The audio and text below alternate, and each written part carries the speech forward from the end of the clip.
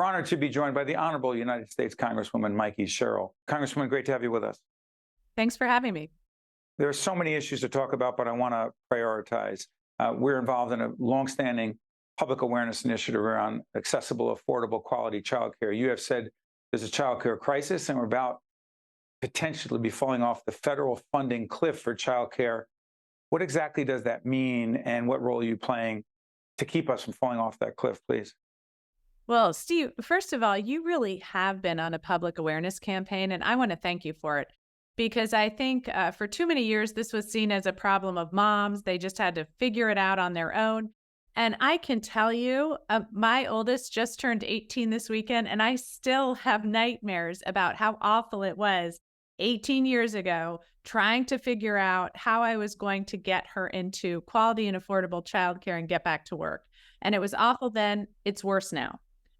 So what it means when we talk about falling off that childcare cliff at the end of the month, that is when federal funding runs out for our country. You might have heard about some of the fights we're having down here. I'm in Washington to keep the government open.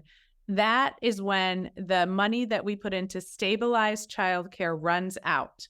And so I have a piece of legislation to keep that money coming, those grants coming, so that we can keep our child care centers open. And if this doesn't pass, we estimate about 100,000 children in New Jersey will lose access to child care. And that doesn't even account for all the children whose parents have not been able to find child care for them.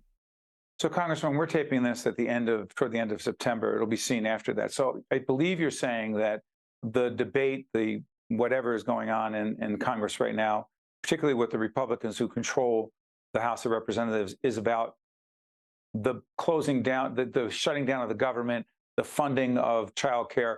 So say this program is seen in mid-October. Will we already know if we fell off this cliff? We'll know because the money will run out by the end of September. That is when the government funding runs out for the year.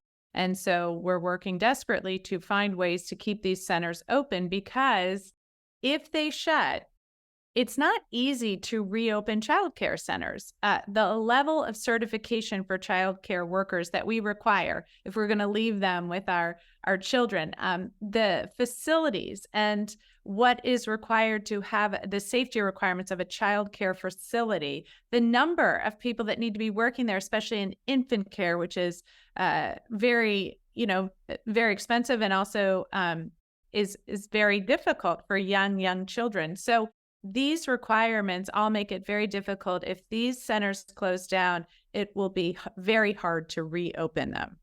Congresswoman Sherrill, do you actually have any opposition to this? Because every public official on the local, state, and federal government who we've had on, male, female, yes, childcare, accessible, affordable, quality childcare, we're all in. Well, dollars matter beyond what people say. Is there opposition, either publicly or not, for the money part of this, the investment part? Please, Congresswoman. I wouldn't say there is necessarily resistance to this program per se, but these are the conversations that, for me, are the most disappointing because I'll tell you, I came down here in one of the most partisan times that our nation has faced. And yet again and again and again, I find those partnerships with people who agree with what I'm trying to do for New Jersey, work on building those broad bipartisan coalitions and getting legislation passed. And that is becoming harder and harder and harder as our speaker seems to be caving more and more and more to extremists in his own party. And I've asked my Republican colleagues, look, work with us. You don't have to work with the extremists. We can get stuff done here. We can still run this government. And you don't have to listen to quite frankly, the crazies who seem to have come to Congress with no intention of governing this nation. And so this is one of those key areas where there is so much support for this. It makes sense.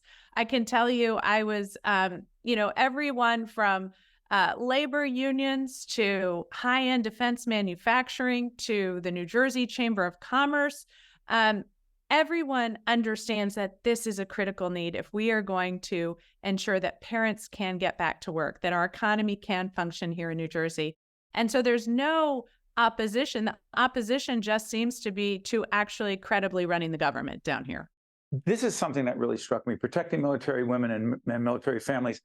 The impact of the Roe v. Wade overturning by the United States Supreme Court. What is the connection between that historically important decision after the 1973 Roe versus Wade decision, allowing for abortions to take place, legal, safe abortions, on military families, particularly women in the military? And A and B, and you're doing something about it, please.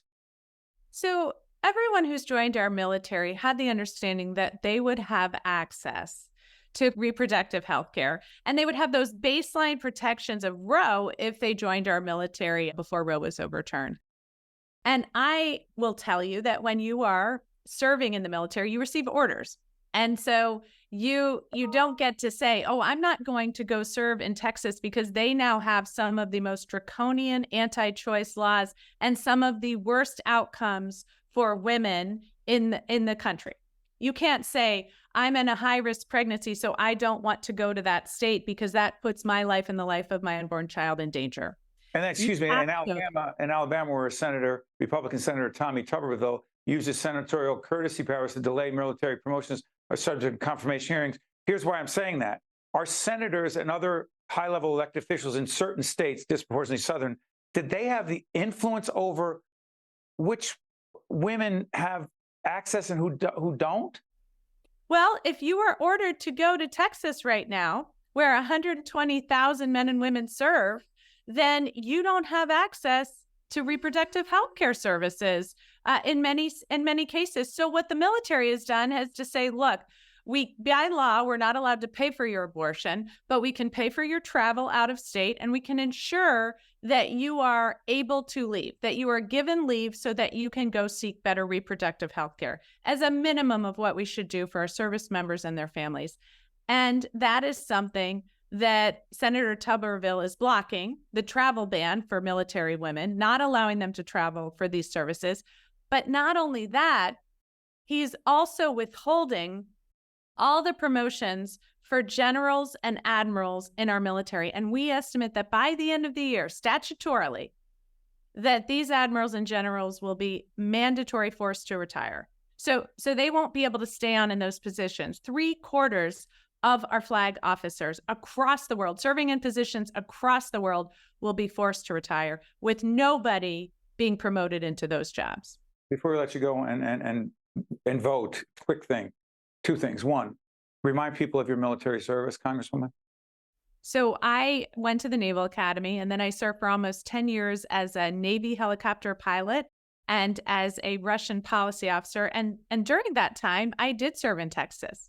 I did flight training in Corpus Christi, Texas. And so this is not some theoretical proposition that I am talking about here. This is something that happens to many of our service women, and they should have that access. Last question, I promise. We're doing a series called Decision 2024, Democracy in Danger. No question mark, in danger. Hyperbole?